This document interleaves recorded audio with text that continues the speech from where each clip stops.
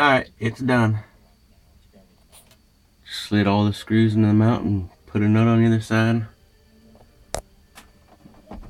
Nice and solid.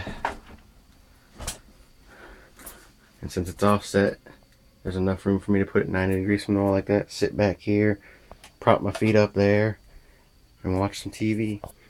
And if I want to, turn it all the way out.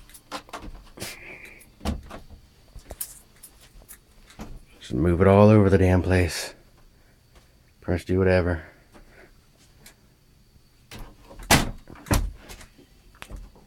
need to move some stuff. But yeah, that's it.